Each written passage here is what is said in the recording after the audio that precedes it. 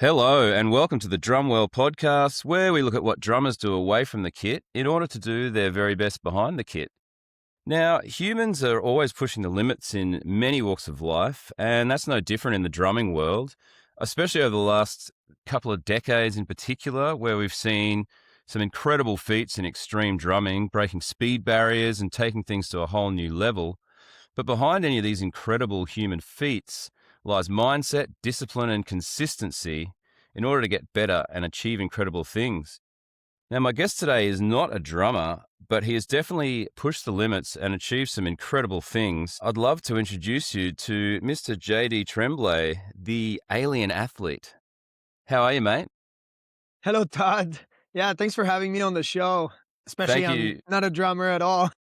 No, but something we were chatting briefly about beforehand, we're going to dive into, which I think everyone will find very interesting. But just firstly, can you just give us a quick, just a bit of a history about yourself and some of the amazing things you've achieved through your own sort of life and mindset, discipline, etc. Yeah, of course, Todd. So I grew up in the northern part of Quebec. I'm French Canadian. And at the age of 17 years old, I was just a child, joined the military. So I served for over a decade. And after the military, I joined university. I studied integrated engineering, which is all the field into one program. And I went with specialization in biomedical. After that, I went to the Institute of Naturopath to become a certified naturopathic practitioner. So I studied anatomy and nutrition for years at an institute, somewhat to use the innate ability of the body to heal. And the way the practice that I have now is to use frequencies to help the body heal. And so that's why, to me, it's intriguing that I'm on this podcast, so that maybe I learn maybe from you as well through this. After all of this, I went to become an ultra triathlete or throughout this journey. And I became, as you mentioned, some people call it the alien, call me the alien, as it seems to be out of this world what I'm able to accomplish. And I just tell them that I just follow a system and a structure, and I'm able to accomplish some big feats. One of them that I'm known for is the epic DECA. And it's 10 Ironman in 10 days on all 6 Hawaiian islands. So that is 3.8 kilometers of swimming, 180 kilometers of cycling, and then 42 kilometers of running. But then you combine all 10, and then you jump from island to island. And so there's only 3 people in the world that completed this feat. Yeah, it's amazing. I did read about that, and I'm like, that takes a certain type of person to be able to just push through, because I'm sure, there must have been some sort of niggles and tiredness and stuff. But maybe you could, you're talking about a system that you use in order to accomplish these feats. Maybe you could elaborate on that a little bit. Yeah, definitely. It was after the epic DECA that I really tried to put it as a system, because a lot of people were asking me, like, how are you even able to function? How are you even able to do all of these feats? And then I was telling them, like, this is natural for me. Then I created the DECA system. And the DECA system, again, stems from the epic DECA. And we have the EPIC as our foundation, as the acronym, and the DECA system. So DECA system stands for discipline, energy regulation, capacity, and then action. So discipline, what people think about is, well, JD, you were in the military, so definitely you have some discipline, which I got some data for you. 28% of the Canadian military, that's a statistic that can be found anywhere, and it's already increasing as well. That number is increasing, and it even became a national security issue that the minister wanted to push aside, just to prove my point. Okay, I mean, 28% of the Canadian forces is obese. And when I talk about BMI, we're talking about obese at the point where they cannot even be deployed. So 1 in 4. Now, minus a couple that I'm certain there are probably some people that have some medical condition, but to say that it's a lot of that 28% is quite ridiculous. And so I would say that at the very minimum, there's 1 in 4 people in the military, and a Canadian one, that is out of shape, obese, at the point it can't be deployed, which again proved my point that it's not because you join the military, they give you your boots and your uniform, they cut your brain, they put a chip in it, and then they say, here's discipline. But that's how the civilian sees it. They see it as you are necessarily disciplined because you are in the military. Now again, conversely, there are people in the military that I served with that are highly disciplined. So what's the difference between the two? Is because there's a difference in how we look at discipline. So the military, what they give you is they give you a structure, they give you a system, which again, the military in Canada has failed that for years. They removed that structure completely. They allowed people to do whatever they wanted, and they removed that structure. And so that's what it gave them the consequences of their own action. So it just proves my point, essentially. So when you follow these structures, when you follow this system, that's when you build discipline. Now, again, people have, which is furthermore to the point, people have even me, I have a bad taste in my mouth when I hear the word discipline. Because again, it reminds me of waking up at 4 o'clock in the morning, doing drills, making your bed. And is that really discipline? And can it be fun? So how do you even reconcile with discipline? So what I discovered throughout all of the research I did with university students, that I did with my own experience with the military. And so what I discovered is how to build discipline in your life, which can be applied to even a drummer or anyone in their life. You pick what you are good at, which is your non-negotiable. So for a drummer, it might be, I have to go and beat on some cans, or I have to do some drills to build my skills up to become a better drummer. Now, many people would see it as, well, you're wasting your time, or you're not conducive to the growth of society. Where we look at history, drummers were part of the army since the beginning of time. I would say that's one of the most ancient instrument there is. In the army. It was in the history of humanity, I think. Yeah, exactly. Drums, it was regulating their steps. Yeah. It's providing them with some sense of power. It shows that it's an entire army that is coming. And so drums are an instrument that, again, is mandatory, I would say, in all aspects. So now, discipline is looked at as something that is somewhat regimented or strict, and we have to do it, and we have to follow somewhat of a system to get to it that is not enjoyed by people. When really, discipline can be built while doing something that is a non-negotiable. That's what I call it, a non-negotiable. So for me, my non-negotiable, you might have guessed, is fitness. You know, I worked out today. Yeah, me too. If I was in jail, I would work out. Yep. If I was in anywhere, I would still work out. Anywhere, I work out within a 24-hour span. And what happened is that you do this in your day, you enjoy it, even if you wake up at 9 a.m. or 9 p.m. because you slept in all day. You know that within the time that I will be up, there will be some form of fitness workout, because that is part of my non-negotiable. Now you're building discipline as a result of doing all of the work that you are enjoying. And then it trickles down to other parts of your life, which is a different way.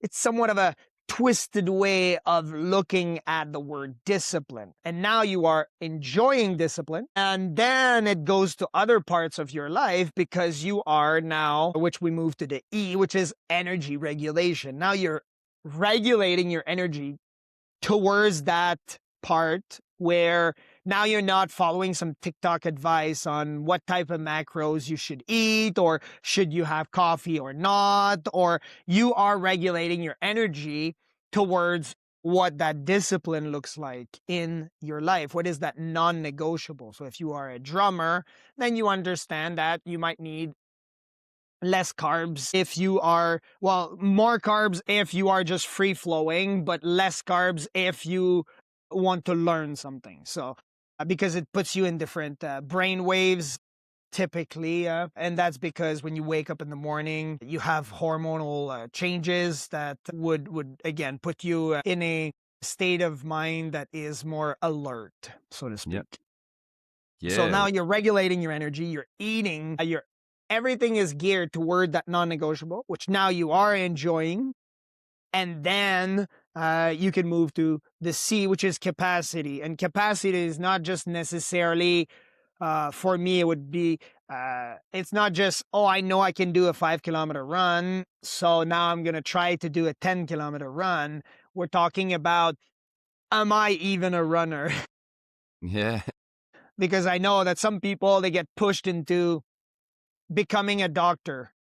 When are they really supposed to be doctors, or are you just going in there because your parents think that you're going to be making lots of money? And so it's also based on capacity. For me, I really like electrical work. I really enjoy it. I rewired my whole house. I loved when the inspector came and checked all my work and corrected it. I did the corrections and it all worked. My house only caught fire twice, so it's okay. No. Well, 2 out of 3 ain't bad.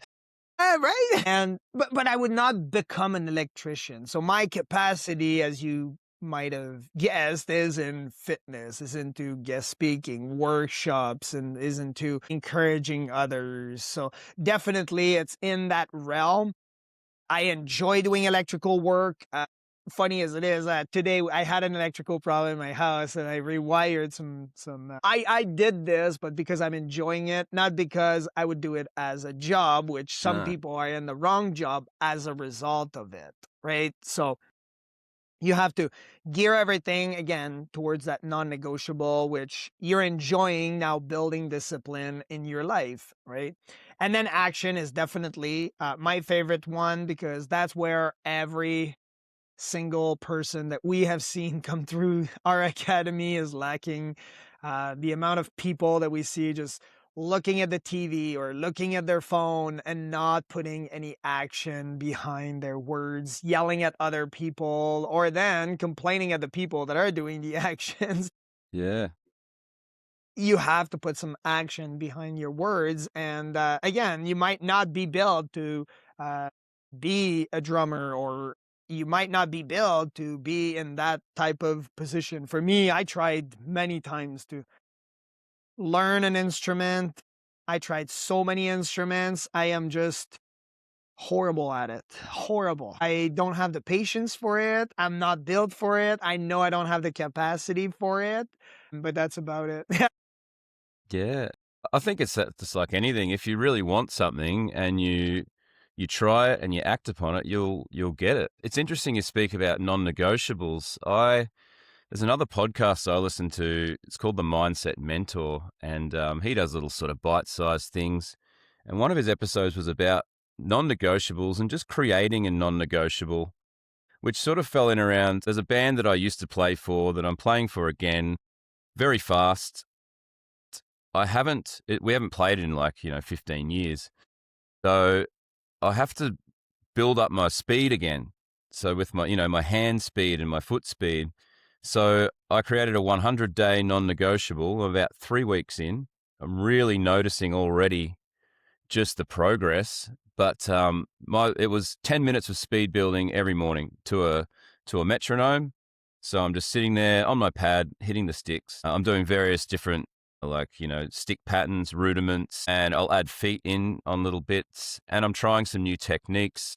So that's come in this week. I've sort of habit stacked, where I'm doing my 10 minutes of, speed building, and then it's like, all right, I want to learn this particular technique, so I'm going to add 10 minutes onto that. And I also do some, resistance band stuff for my like connective tissues, the wrists and the forearms, and some like weight stuff, so I can build up those muscles that are required. But interesting you touched on that non-negotiable, because that's become a new non-negotiable for me, where exercise is something I do every day now. I was actually overweight about 10 years ago. So I made a whole lot of lifestyle, dietary changes, started exercising. I just started with a 7-minute workout. I had an app on my phone for about a year because I'm like, oh, one day I'll, get Do it. healthier and this and that. But yeah, started out with a 7-minute workout, and then it was like, okay, I'm good at this now, and increase. So yeah, Exactly, which just yeah. shows that this process is working. So now you're at the first step, which is the work, like the part where discipline is. You Mm, have that non-negotiable, and then eventually you just want to upgrade. So now you get the new non-negotiable, and it yeah. just upgrades, and now you're into fitness, which again wasn't part of it before, but that's because you build that non-negotiable. So now you can move to the next step, which is the energy regulation, which is great. Yeah, I think for me, yeah, you do have to listen to your body a bit. You do, obviously sleep is really talked about as being very important. So I've sort of worked on all those little aspects, but it does take time. I think something that puts people off perhaps is the just thinking that they got to do everything all at once.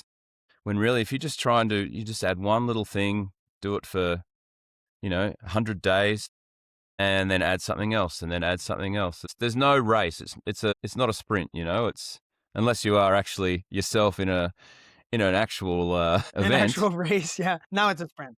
Life is not a sprint. It's just making little incremental changes and then being consistent. I think discipline and consistency are, even on days where you really don't want to do it, like you do it because you said you would, because you're the one person watching yourself 24/7. So if you're going to let yourself down by not doing what you said you were going to do, then who else are you letting down? Or why wouldn't you put yourself as number one, like to do these things, you know? Yeah, you're not giving the world your best self, and you're not at your full potential, definitely. Yeah, yeah. So I sort of, I'll journal a bit, and I'll plan out my week and go, this is what I'm doing. I'll plan out my exercise. I've been trying to mix my exercise up a bit because I felt like I was doing the same things all the time. And so I did like a 2-week, just mixed it up, 2-week thing. I actually put it in Chat GPT. This is what I want to do. Give me something for 2 weeks. And I really felt it in the body. Like it was great. A lot of extra core work. So I do a bit of core, but I needed to do more. And I really felt it. And yesterday playing drums, I noticed a huge difference from that 2 weeks of a really core focused workout. Now there was everything, there was the push and the pull and the cardio, but a lot of core stuff every day. And also on top of my, 3 weeks of speed building drills, I got behind my drums yesterday and it felt amazing. So it really does work, but it's not instant, it's over time. Yeah.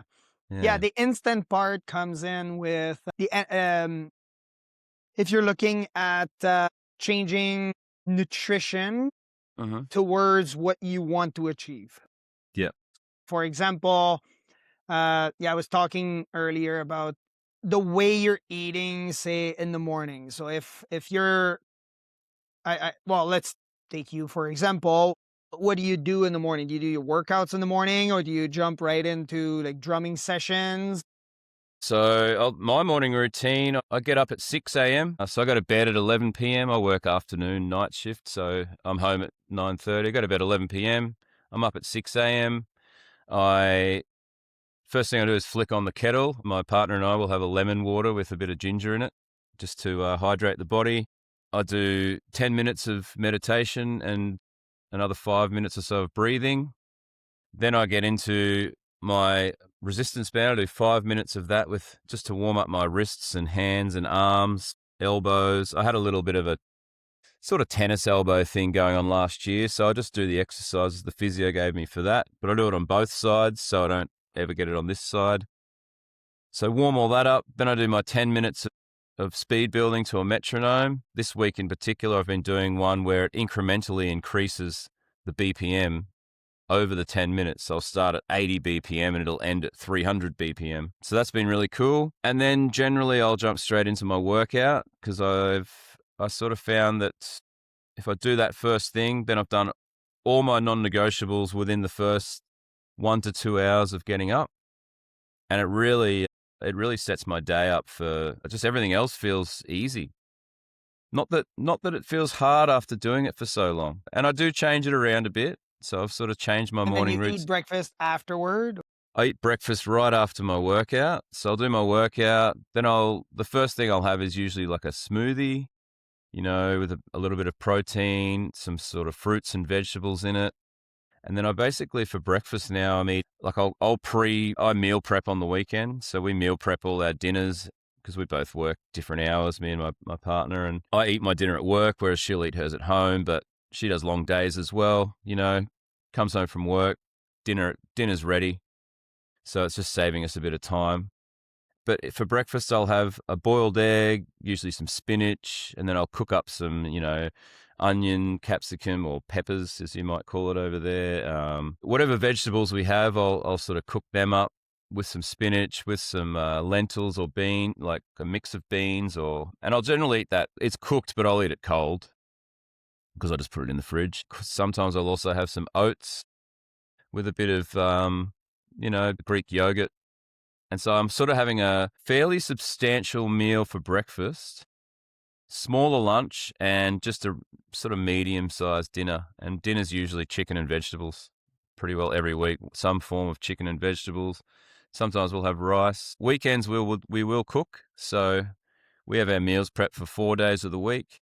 Weekends we'll cook. So that's usually, again, some sort of protein and vegetables. I don't eat a whole lot of red meat because I had a bit of high iron many years ago, and so I'll eat a little bit of red meat, but it's usually once a week. And I love pasta, so we might do that once a month or once every couple of weeks. But yeah, try to eat fairly clean. I work out 6 days of the week, and recently on my day off, we've started doing a yoga session of a morning, which I find really good. I do a bit of yoga stretching myself just for, warming up for drumming and warming up for my exercise each day. But yeah, I feel like it's pretty healthy. But I also do have a chocolate from time to time, eat an ice cream. Like, I'm not so strict all the time, but it's not like every day I'm.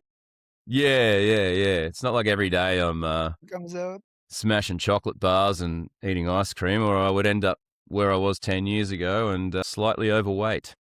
Yeah. And have you noticed that your workouts that you have no energy during your workout, or that you need more energy during your workout? So I find it's quite good, actually. I really only started doing it this way. My partner and I went for a holiday over Christmas, and she sleeps a little later than I do, but I'd wake up at 6 a.m. Alarm or not, I wake up at 6 a.m. now. My body's just regulated to that. But we were staying in hotels, and we tried to book hotels with a gym. And so I would just wake up, and so that she could get an extra bit of sleep, I'd go straight down to the gym and do my workout, come back up, have a shower, and then we'd go and have our breakfast. But because of my work schedule as well, which is usually in the afternoons, music is always at night, generally. It's pretty rare that you play a morning gig. So that's just where my workout landed first thing in the morning. And I find I have plenty of energy. And to be honest, especially when I'm doing lifting, in the evenings, I feel like I can lift heavier in the morning than in the evenings. So even if I've had, say, a easy day, like a day off work, and I've maybe played some drums, maybe had a bit of couch time, and then I'll go, all right, I'm going to go do my workout now at 4 p.m. I can't lift as heavy as what I probably could have lifted first thing in the morning, which is, I'm not sure if that's a common thing, but For me, Yeah, it it's certainly is. probably Yeah. because your body is adapting and it's putting yourself in ketosis. So now it's using the fat in your body to be burned as fuel, and you're not using carbs too much as a source of fuel. But that's why I was wondering, right? Like there are some people that are operating better in terms of using carbs during their workout, so right before. So if you had not a lot of energy, what about inflammation? Is there inflammatory foods that you are eating that might ruin that non-negotiable part of your day? I'm not too sure. I guess there's probably from time to time some acidic foods like, tomatoes and stuff that I eat, but I don't eat those every day.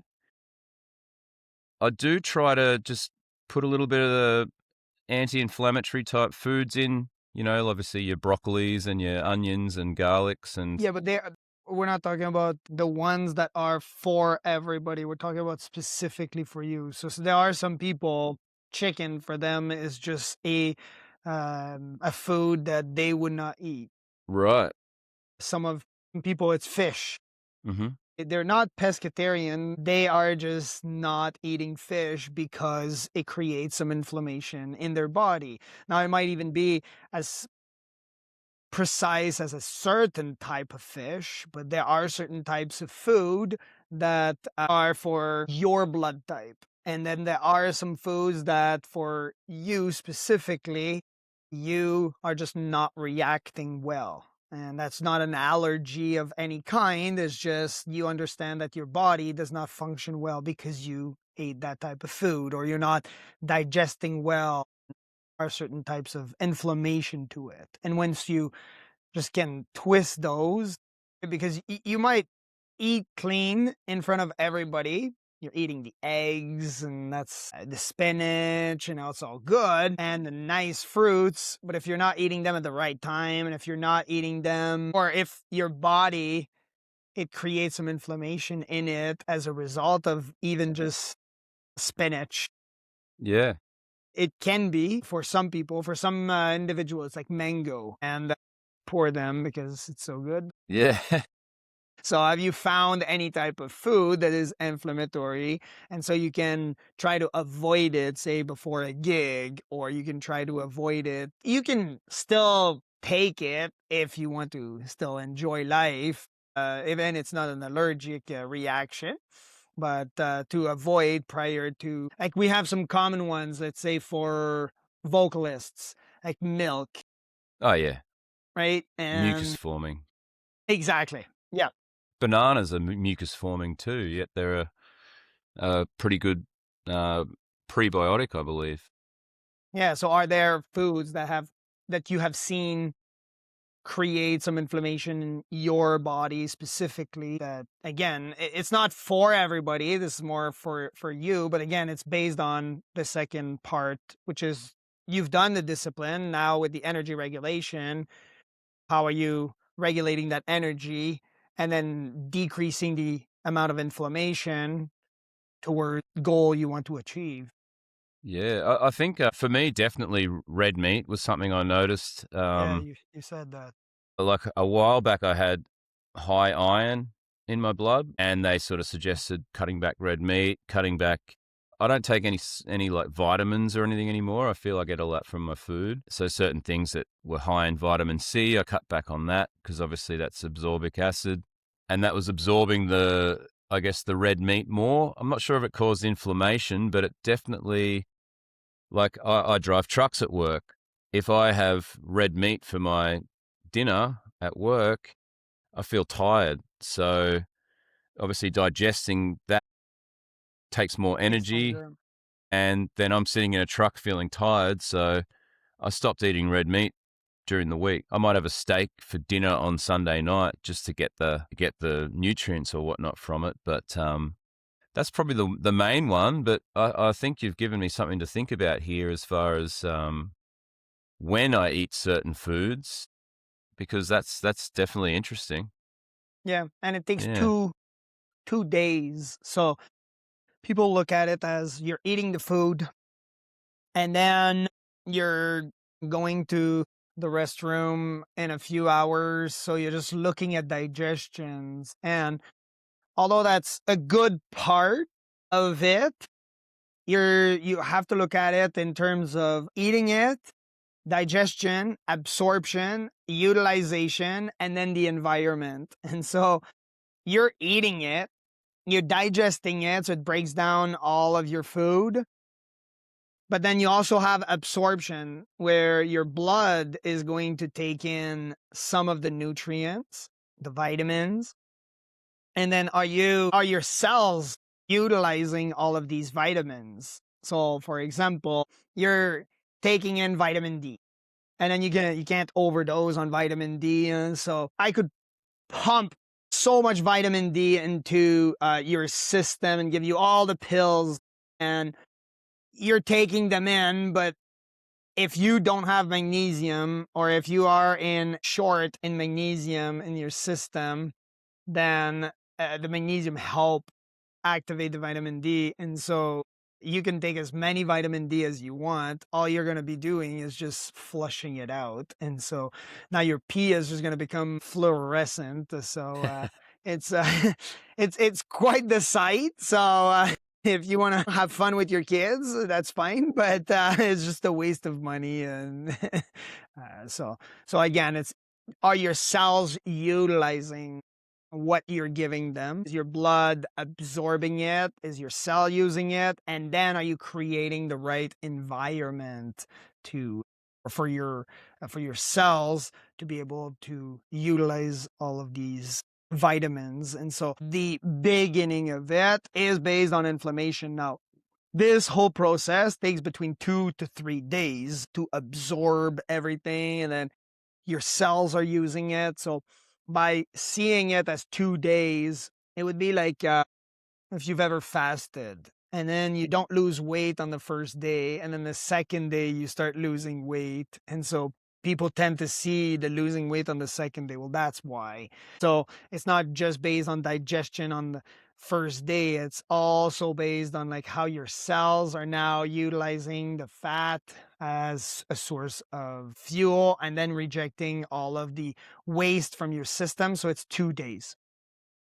The point I'm trying to make is that when you have an inflammation into your system, you're eating some food, right? Which can help if you're drummers here, is you're eating a type of food. The inflammation, if it's an allergic reaction, you'll need an EpiPen, okay? Yeah. So and that reaction happens within 5 to 10 minutes, okay? And if within 15 you're not at the hospital, you might not listen to another of Todd's podcast. Yeah. So sorry about that. And if it's not an allergic reaction, it might just be an inflammation inside of your system. So one organ is going to be compensating for another. So that process might not happen within the first 5 to 10 minutes. So you might not feel the tingling of that item. It's your system, by the time it digests it, breaks it down, sends it into your blood, that now your blood chemistry changes. And then that process takes a while. So now that might take a day. So you're logging not just the inflammation, which a lot of people are just looking at the inflammation during that day, but the inflammation is for at least 2 days, maybe sometimes 3 days, depending if, well, red meat is difficult for your system to digest and process. So I'm not against red meat. I do eat red meat, so there's no problem here. It's just I'm telling facts.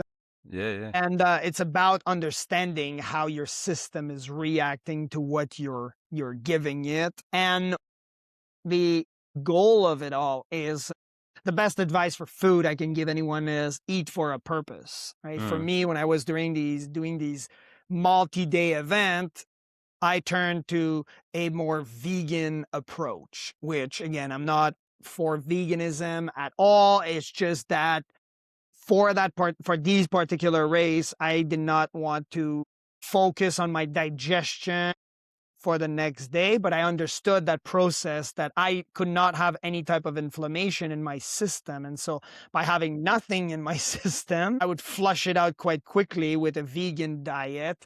And so I went with something that was based on the purpose and the goal that I was trying to achieve. Similarly to the drumming sessions that I was talking about, if you have a show, carbs right before a show would be a solid meal, even if it's just a little bit of carbs, because that will give you some quick energy, as opposed to having some fat or some protein. But if you want to have a more calmer way of, it's either a fast or the fat and protein. So yeah. Yeah. No, it's interesting. I was actually going to try and touch on that with you about your sort of diet and exercise routine, and obviously you would have to mix it up for events. But like, what's your day to day? Like your, just regular JD hanging out at home. Obviously, you do your exercise every day as a non-negotiable. But like, what's your day to day diet exercise look like? Yeah, it depends for what I am What you're training training for. for? I just got the world record for high rocks in firefighting gear a Wow, few months ago. Yeah. amazing. So I was going more with a lot more protein in the diet. Um, so definitely there was that. Right now, I'm training for the half marathon world championship that is happening in the next 2 weeks. So I'm turning Oh, yeah? 40 years old. So I'm fighting against the best in the world to have a title. So we'll see how that goes. And my day to day right now is I don't start my day until at least 10, sometimes 11, because again, I'm focusing on our acronym for it is BRAIN, which is blood chemistry, recovery, tension, inflammation, and the nervous system. Your attention needs to be that when you're doing something, you're 100% focused. So that's the reason why for me, I don't start until a certain time. I understand that there are some people that have 9 to 5 jobs and then they do other parts, like they go and do some drumming with some friends, they have some gigs. And so for me, well, we run multiple businesses, so that's why to me in the morning I want to block out all of this time. It's either a workout, and then I would have either some carbs right before my workout, or depending on the length of it. If it's not long enough, then definitely it's going to be fasted. But if it's a bit longer, then definitely I will have some carbs. And if I want to have a strong workout, then definitely there's going to be some carbs. It's not a fasted workout. Electrolytes in the morning, because I know that I'm going to be sweating during my workout, lots of cardio. And then um, I want to do the Apex Challenge also next month, but I want to focus on this. So Yeah, yeah. I'm also doing a little bit. I'm still doing some weight training, but it's not as intense because I want to focus on the World Championship before. And then we jump on with meetings. We have meetings all over the world, and it goes on sometimes until late at night. Like tonight is going to be until 9 at least, and Yeah, yeah. sometime it's until midnight. 2 days ago, yeah, 2 days ago, it went on until almost 1 o'clock in the morning. Wow. Yeah, and then definitely recovery is at the top of the pyramid for me. Mhm. So sleeping is the most important factor, and so I try to sleep as much as I can, even if it's just micro naps. Or I understand that it's like that. And yeah, next week, so I'm finishing again this block of work, and now I'm going on vacation on starting Sunday. I will just focus on the race. I have some administration to do, but I know that I'll be focused a lot more on the race and on trying to do well on that race. Amazing. What kind of, like, you say you're prioritizing recovery, so obviously sleep. What's your sort of ideal sleep range? You hear so many different things. I think it is very individual. I actually find I function really well off 6 or 7 hours, but if I get 8, I feel tired. So I aim to get between 6 and 7 hours for me personally. But what's your sort of optimum sleeping range as far as So I would go recovery? with quality versus quantity, Yeah, because a lot of people talk about the quantity, but the quality is even better than the quantity, because getting that 6 to 7 might work well right now, but then you become a little bit more tired and then you need 8. But then yeah, you're always focused on that 6 and 7, and then you needed more, or maybe sometimes you need less. So not to focus too much. Again, based on a range, there are some people I've seen 6. Less than 6 is very difficult for a lot of people. It's not an optimal time to have the body fully recover. And then I've seen up to 12. I know my son, he recovers at 12. If he sleeps less than that, I know that this day is gonna be ruined for him or yeah, scrap. He's homeschooled, yeah. but yeah, he sleeps 12 hours a day. So between 6 and 12, but maximize on quality, not quantity. So who are you sleeping with, the type of exercise that you're doing prior to. And so trying to find what type of exercise really helps, or what type of, like, some people, I know a guy, for him, it's lifting weight. He goes right before going to sleep, he lifts some weights and then goes to bed.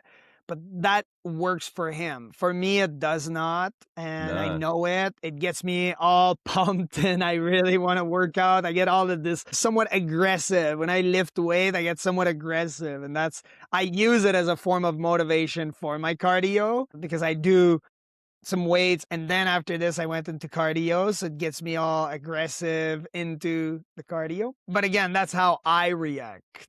And so that's the advice that I want to give everyone. Yes, it is between 6 and 12. However, try to maximize the amount of quality sleep that you have.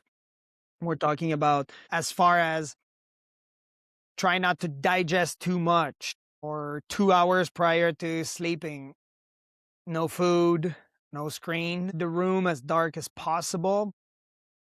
You have to find out if you are a cold sleeper or a warm sleeper. What type of temperature are you? And sometimes that can be a deal breaker for some ladies, because sometimes they are the warm one and we're Yeah, the cold one. that's it. That's exactly my situation. Yeah. But it's fine. I mean, she has an extra blanket and I usually kick the feet out. And I find having my feet Okay. out, I'm good. I generally, if it's summer, we get hot nights here, but in summer I actually sleep in the same clothing all year round too. I just have like a tank top and a pair of shorts. I don't need winter warm pajamas. I live in Brisbane. It's tropical, it's sunny, it's beautiful all the time. Actually, that sort of takes me back just briefly to your point of vitamin D. We get that all year round. We're very lucky where we live. And as far as my pre-sleep wind down, I generally ride my push bike to work, so that's a bit of cardio. So I'm riding home at about 9:30 p.m., have my wind down, and I'm in bed by 11. But I also take a magnesium supplement for sleep called it's called Carmex. I'm sure it's an Australian product. Yeah. Well, it's But not so much. It's the compound that makes it yeah, different. So all magnesium is the same. The hmm difference is in, say it's, there's glycinate oxide, there is threonate or threonate. So there's all sorts of, and so it's not the magnesium. The magnesium is helping calm down, but it's the other compound that activates in through the system. And so that's the one. Like, malate or citrate is another one. And so you have other ones like aluminum citrate is to really do a cleanse. If you take that, it's a laxative, so Right. it's known in the pharmacy. So that's the compound, not the branding name. Yeah, oh, yeah, it's like there's a massive ingredient on the back. I actually got it through a naturopath I was seeing, and I found that it certainly helped with my, I fall asleep within sort of 10 minutes. I've got an app on my phone where I Okay. sporadically will use that for a week or two and see how I'm going. It might be glycinate then. Yeah. Yeah, it was basically Or something you take oxide. before sleep, but that's the only like vitamin or supplement I take. Everything else I feel I get from my food. My GP told me a couple of years ago, because I was taking vitamins, because when I was, my mum always we had our vitamins every morning, and I just took that into adulthood, and my GP said, you don't need vitamins, you're getting everything from your food. So I do have a very good GP. So I've noticed the difference of just the way I feel each day by, say, removing things or adding things and really experimenting with my body. Just to change direction slightly, something we were talking about before we hit record was like frequencies and sound healing. I recently it was called the Frequency Lab. It's in Sydney in Australia. It's the first one of its type in this country, but I'm sure that it's quite popular around the world. It was a sound healing for an hour. You lie on this waterbed because obviously your body's like highly, water. You lie on this waterbed. They've got subwoofers underneath the waterbed. They've got like sound speakers right next to your ears, and you also lay there with your eyes closed, and they have lights. It's a white light, but it flashes differently, and you basically get into that almost a theta state, like this the state right. I think I'm Yeah. right there. Theta right before Yeah, sleep. theta is for intuition, like subconscious mind. Yeah, but it was amazing. Like it's only a white light, but it was almost like my eyelids became kaleidoscopes with the patterns and the colors. It was quite an experience. Is that similar to something that you sort of work with as far as frequencies, or can you Yeah, there are. elaborate on that a little We bit? work with a machine that you can target specific organs as Right. well. Again, all of our organs have a frequency, and so when you're sending this frequency, each organ has their own frequency based on traditional Chinese medicine and their studies. And then you can send that healing frequency, or not that that frequency that is at a normal state, but that we learned from all of the toxins in our system. Now we have adapted our organs to somewhat have a frequency that is unhealthy over time.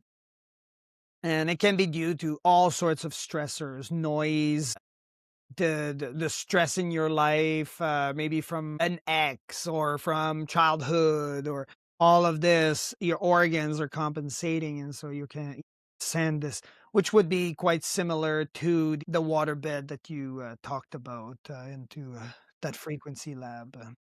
Yeah, it's And then in terms of like a drumming pattern, have you found any sort of, because there are certain types of music that initiate certain patterns in humans. We talk mm, about rap music, and then you would have some percussion sometimes in it. And as you listen to, you could even remove all of the lyrics. But if I played a song right now that was more of a rap song, you have more of an animalistic, somewhat drive into your system, that somewhat of a dark drive to it, where you don't want to do you don't necessarily want to do Christian activities at the yeah. same time that you're listening to this type of music, so to speak. But then all of a sudden you're listening to other types of percussions, and somehow you have a different type of brainwave activated. So have you seen any type of patterns from it?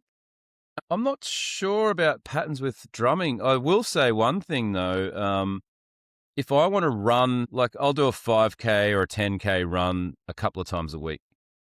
Most of the time, like lately, I've been just trying to run with no music or anything, just be present in the world, just enjoy it, hear the birds, say hello to people, whatever. But I found that when I was running and really trying to get good times, an upbeat heavy metal album Yeah. would really like I'd run to the rhythm and I'd really so the faster the music, the faster I would run. So I'd cover more ground with a more of an upbeat kind of extreme heavy metal band versus if I was running to something a bit slower, like maybe even a slower rap tune or because I listen to a bit of everything, Yeah. or some like slower rock. Definitely was getting way better times on the days I would run with something a bit more, blast beat, fast. Yeah, yeah. But as far as healing, I'm not too sure.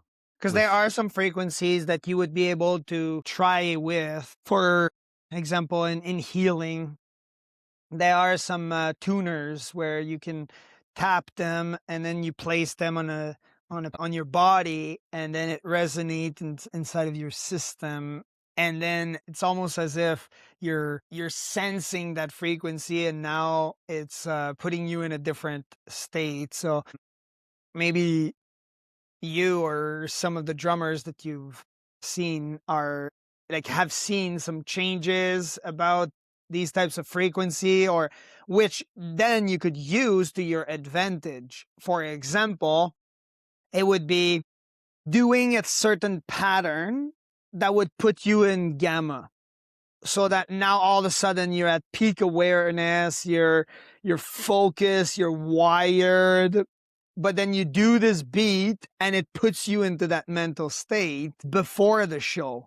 So now yeah, you yeah, are yeah, really focused and you don't have to. It's almost as if you're priming yourself before the show. yeah. That's awesome. I'm going to really look into that. Oh, really? I have seen a little bit. I've been reading a little bit about how people are using like tuning forks. Yeah. Exactly. I think that's what you're talking about, where you hit the frequency and you put it on certain parts of your body. And I've been reading a little bit about that. Now, obviously, I've used tuning forks as a musician just to tune things, but I've never actually tried it to set frequencies within organs or the body. And I do actually, I am a big advocate for Chinese medicine too. I see an acupuncturist who's also a Chinese herbalist. Because you could use it, like the 428, you could use it, say, on your tennis elbow, Right. right? You Yeah, could yeah, just go yeah. bing, and just put Okay. it there, right? So, So essentially, if let's say you're trying to, let's say, well, for me, I'm trying to build up speed, which is something that you do gradually, like anything. I think there's certainly let's say at 270 BPM, I'm quite comfortable at doing a blast beat. Now, blast beat is like you're moving all your limbs, you're going very fast. I'm quite comfortable around between 250 and 270, but I want to get to 300. Now, the way I've always done that is incremental increases, say 5 to 10 BPM every other day. But I'm wondering if like adding some of these frequency things, like, so it could, like my elbow's fine, but obviously building up some of those forearm muscles to enable me to do a bit more of this. I'm wondering if some of those frequency, like tuning forks or anything. well, it wouldn't take long. It would not take long from your, because you already have the morning routine all structured. So you would just take it, bang it, put it there, and then that's what, 10 seconds at Right. best, right? You do it 2 times and that's about it. So that's less than a minute a day. You're just adding it. The real benefit, I mean, yeah, okay, all right. We got that one. Let's add that. Let's also try to find the rhythm that gets you in gamma, that can get you primed before a show, or that those beats that get you all focused, so that now you can use that if, let's say, you're into a workout for drumming, right? Or you can even record yourself and then reuse that to your benefit. You're going for a run. You know that's priming you. You listen to that beat. You listen to that solo that you created based on these frequencies.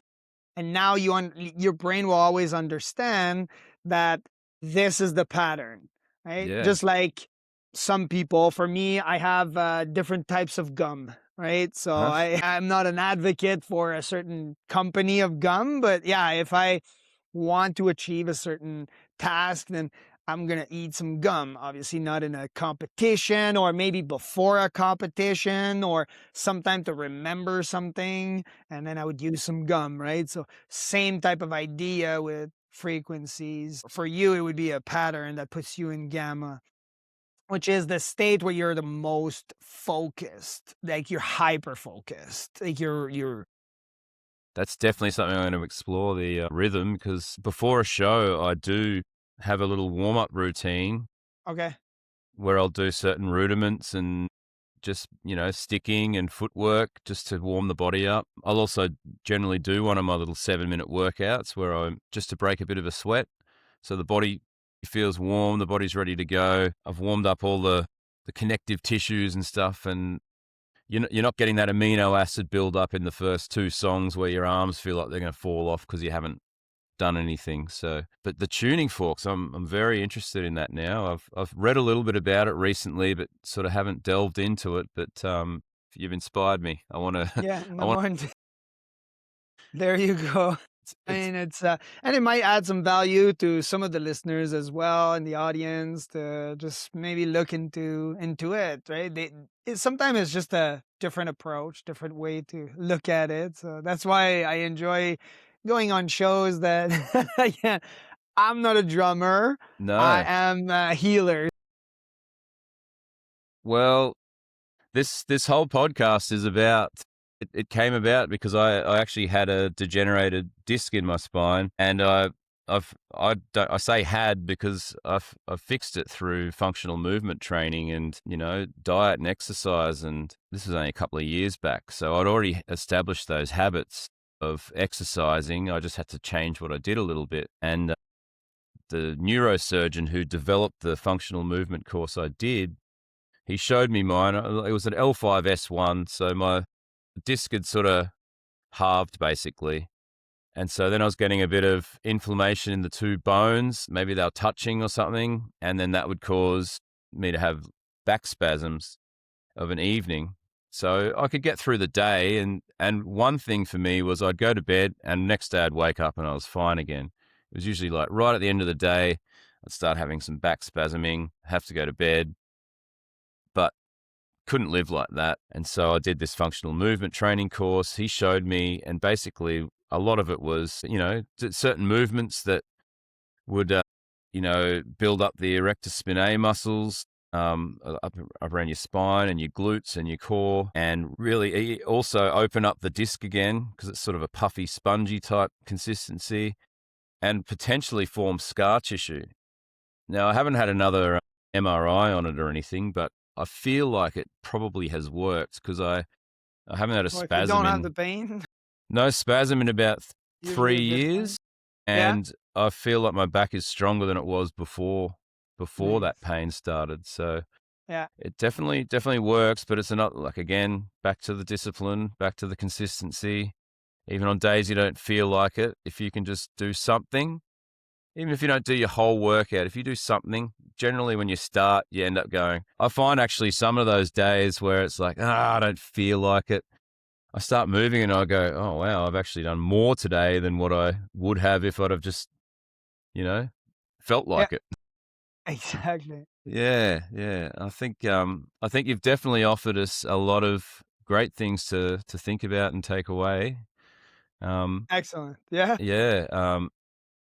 I reckon I could probably talk to you for 7 hours, but so maybe we'll have to try and do this again sometime. But I really appreciate your time today, JD, and I hope that the listeners will track you down. Is there a way they can do that? yes. We only have one website, hungrywarrioracademy.com, and they can learn all of the great work that we're doing, and they can look it up. Amazing. I'll put that in the show notes, and Yeah, thanks again so much for your time. I really appreciate it. This has been Yeah, awesome. thanks, Todd. Yeah, great.